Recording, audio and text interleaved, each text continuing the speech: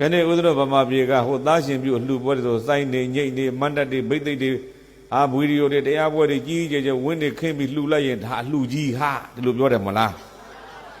အာသားလေးရှင်ပြုုံတော့တတ်နိုင်တဲ့ပုံကိုပြောကြတာအလှူသေးကွာဒီလိုပြောတာနော်တကယ်တော့အဲ့ဒါမှားတယ်စေတနာကြီးမကြီးဒါပဲကြည့်ရမြတ်စွာဘုရားလက်ထက်ကဂရေ80ချမ်းသာတဲ့တထေးအလှူဒန်းအလွန်ဝါဒနာပါသူ့ရဲ့လှူဒန်းဝါဒနာပါပုံကတစ်မျိုးထင်ပေါ်ခြင်းနဲ့ကြော်ကြားခြင်းနဲ့သူမို့လှူနိုင်တယ်ဆိုတဲ့ကြွားခြင်းဝါခြင်းစိတ်ကလည်းရှိတယ်ဟုတ်ပြီလားငါတထေးပဲဆိုပြီးမောက်မာတဲ့မာနကလည်းရှိတယ်လှူတော့လှူတယ်နော်အဲ့လိုစိတ်တွေနဲ့လှူလိုက်တာတဲ့ဂရေ80ကိုကုံရောဂရေ80ကုံသွားတော့စားရမဲ့မဲ့တောက်ရမဲ့မဲ့ဖြစ်သွားတော့အဲ့ဒီမှာဇနီးမောင်နှံတိုင်ပင်တာတဲ့ငါတို့စားစရာလည်းမရှိဘူးလှူလိုက်လို့ကုံပြီဂရေ80ဘယ်နဲ့လောက်ကြမှာတော့အာတို့တငယ်ချင်းရှိတယ်သူလည်းပဲအလှူဒန်းဝါဒနာပါတယ်သူ့စီသွားပြီးတို့လှူလေးတွေသွားရောင်းမယ်တဲ့လှူထားတဲ့အလှူတွေဘာဖြစ်မယ်အလှူရောင်းပါတဲ့ဟုတ်လားကောင်းပြီဆိုပြီးလင်မယားနှစ်ယောက်ထိုင်ပြီးတော့တိုင်မင်တာဘယ်မြို့မှာကြောင်းဆောက်တယ်ဘယ်နာမှာဖျားတယ်ဘယ်နာမှာလမ်းခင်မှုတယ်ဘယ်เจ้าမှာရေရင်တူးတယ်ဘယ်နာမှာရေစင်လှူတယ်ဘယ်မှာတိမ်ဆောက်တယ်ဘယ်မှာဇရက်လှူတယ်ဟာမပြူတဲ့ကောင်းမှုမရှိဘူးကောင်းမှုတွေကိုအများကြီးတန်းစီရေးသွားကောင်းမှုတွေတန်းစီရေးသွားပြီးတော့အဲ့ဒါလင်မယားနှစ်ယောက်သွားလိုက်ကြသူတို့သိတဲ့တငယ်ချင်းကလည်းဂရေ80ချမ်းသာတယ်အဲ့ဒီမှာသွားမှတရက်ခရီးလမ်းလျှောက်ပြီးတော့သွားလိုက်တာနေ့တဝက်ကျိုးတော့ပြိဿတစ်ပင်တပင်အောင်ထိုင်ပြီးတော့ပင်ပန်းနဲ့ကွာညနေဆောင်ရောက်တော့မှပဲခဏနားကြအောင်ဆိုပြီးတော့ပါလာတဲ့ထမင်းတုပ်လေးအဲ့မှာနားရင်းနဲ့ဖြေမလို့စားမလို့ဖြေလိုက်တဲ့အချိန်အမျိုးသားကထမင်းတုပ်ဖြေတာတဲ့အမျိုးသမီးကအဲ့ဒီထမင်းတုပ်ကြည့်နေတဲ့အချိန်မှာခွေးပိန်မာလေးတစ်ကောင်ကလာပြီးအစာတောင်း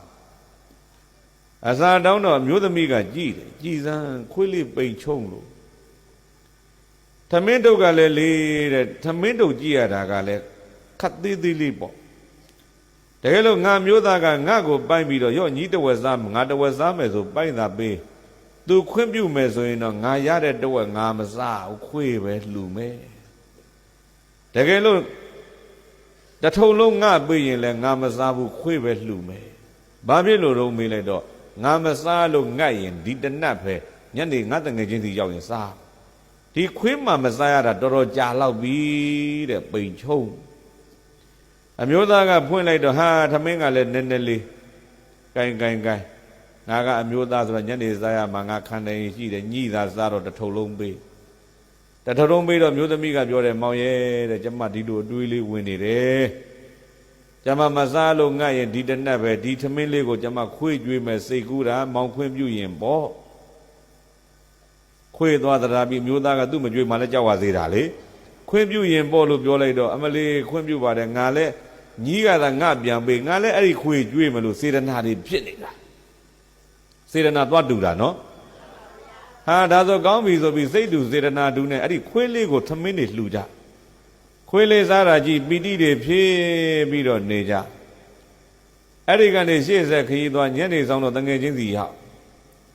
တငယ်ချင်းစီလည်းရောက်ကြရောပြိဿဘာဖြစ်တုံးဆိုတော့ဟိုကမေးတယ်ဟာတငယ်ချင်းတို့ဘာလုပ်လာကြတော့ဘာလုပ်လာတာနောက်မှမေးပါကွာအယောင်းဝင်နဲ့လာတဲ့သာမှတ်လိုက်တော့တို့ထမင်းကျွေးသားဗိုက်စာလို့ဆိုထမင်းကျွေးထမင်းသားလို့ပြီးတော့ဘယ်တော့မင်းတို့ကထမင်းသားလို့ပြီးရောင်းမဲ့ကုန်ပစ္စည်းကဘယ်မှာတော့ဟာဆိုတော့စာရွက်ကြီးထုတ်ပြဟင်ဒါမင်းတည်ထားတဲ့ဖရာတွေကြောင်းတွေတစောင်းတွေပြတ်တတ်တယ်ငါနဲ့ဘာဆိုင်လို့ဒီအလှူတွေလာရောက်တာပဲဟောဗျာအလှူရောက်တယ်မကြဘူး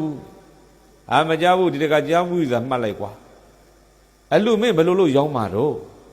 ဒီလိုလုပ်မယ်တဲ့ချိန်ဝင်တစ်ခုကိုလဲကောင်ချိတ်တယ်ပြီးတော့တစ်ဖက်ကငွေထက်တစ်ဖက်ကကုသိုလ်ထက်ကုသိုလ်နဲ့ငွေညီတဲ့အချိန်ဟာဒါမင်းတန်ဖိုးဖြတ်တာပေါ့ကွာကောင်းပြီဆိုပြီးတော့အဲ့ဒါငွေထုတ်ယူတဲ့ပြီးတော့ချိန်ဝင်တစ်ဖက်တည်းငွေထုတ်ကလေးပြီးဇောက်ထိုးကြီးအောက်ကိုကြားဟိုဘက်ကကုသိုလ်ထဲ့မဲ့ဟာကအပေါ်မှာမြောက်နေမယ်ပေါ့ထဲ့ကွာမင်းပြုတဲ့ကောင်းမှုတွေဆိုတော့ထဲ့လိုက်တာကြောင်းဆောက်တဲ့ကောင်းမှုကြီးထဲပါဤမလုတ်ဘူးတဲ့ချိန်ဝင်ကဟုတ်လားဖ ဖယားတဲတဲ့ကောင်းမှုထဲပါ၏မလုပ်ဘူးလမ်းပြင်တဲ့ကောင်းမှုထဲပါ၏မလုပ်ဘူး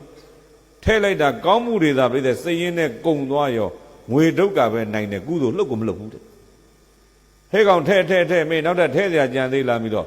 မကြံတော့ဘူးကွာငါစင်းတော့ကုံသွားပြီးတော့မျိုးသမီးကဝင်ပြောမောင်ရဲ့တဲ့မောင်တဲ့ကျမလမ်းမှာခွေးပိန်မာလေးကိုစိတ်တူစေရနာတူနဲ့လှူခဲ့တဲ့ကောင်းမှုစင်းလေးမပါဘူးလားဟာမေ့နာဟုတ်သားစိတ်တူစေရနာတူနဲ့ခွေးလှူတဲ့ကောင်းမှုထဲပါဤခမရဆိုထဲတော့အဲ့ဒီမှာငွေတုံကြီးကမြောက်တက်သွားဟဲ့ကောင်မင်းငွေထက်ထဲငွေထဲလဲကုသိုလ်ဒုက္ခလေးပြီးအောင်နစ်ကြထဲလေဒီတိုင်းနောက်ဆုံးတော့ပြိဿဘလို့လောက်ကြတော့မေးကြိုက်ကွာမင်းခွေးကျွတ်တဲ့ကုသိုလ်တော်တော်လေးပဲဂရေ80နဲ့တန်ဖို့ဖြတ်မချိန်ဝင်လဲထဲလို့နေရာမရှိဘူးဂရေ80ပေးမယ်ဆိုပြီးတော့ခွေးကျွေးတဲ့ကုသိုလ်ကဂရေ80တန်ဖို့ရသွားတယ်ဟုတ်ပြီလားအဲ့ဒီမှာပြိဿအမျိုးသားကဘလို့ဖြစ်တယ်လဲကွာကျောင်းကြီးဆောက်လိုက်တာသိမ်ပေါင်းတောင်းချီကုန်ခံပြီးဆောက်တဲ့ကျောင်းကထဲ့လိုက်တော့ချိန်ဝင်မလှုပ်ဘူးဘလို့ဖြစ်တယ်လဲဆိုတော့မျိုးသမီးကထထောက်တယ်မောင်တဲ့သိန်း1000သာကုန်ရတယ်မောင်ဆောက်တဲ့ကျောင်းဖုန်းကြီးနဲ့မောင်နဲ့စကားများတယ်မို့လားဟုတ်တယ်ကွာငါဆောက်တာဆောက်ရတာစေတနာမပါဆောက်ရင်းနဲ့ဘုန်းကြီးကတစ်မျိုးငါကတစ်မျိုးဟုတ်လားကျောင်းသာလှူလဲရတယ်ပြိဿအဲ့ဒီအလှူမှာဘုန်းကြီးနဲ့ရံဖြစ်ပြီးစေတနာပြတ်သွားဘူးတဲ့ဗျာဒါဆိုရင်ဖယားတဲတဲ့ကောင်းမှုကြဘယ်နဲ့တော့အဲ့ဒီတော့ကလည်းရှင်ဂောပကနဲ့စကားများတာပဲဒါဆိုလမ်းလူတဲ့ကောင်းမှုကြီးလမ်းလူတော့လဲရှင်ပဲအဲ့ဒါကြောက်လို့သာလှူရတာလှူခြင်းစေတနာမပါဘူးဆိုဟောပြုတ်လိုက်တဲ့ကောင်းမှုတွေလှူဝဲဝတ္ထုကကြီးမားကြီးတွေဒါပေမဲ့စေတနာနဲခဲ့ဘာနဲခဲ့တယ်ခွေးလှူတဲ့ကောင်းမှုကြပြိဿထမင်းတုတ်ကလေးကတေးသေးလေးဘာအားကောင်းခဲ့ညောင်စေလေးလောက်လှူတော်လဲဘာလောက်ရစေတနာကိုပြောတာညောင်မင်းကြီးလောက်လှူပေမဲ့ဘာလောက်ကလေးရစေတနာကိုပြောတာသူတော်ကောင်းတို့ဟုတ်လား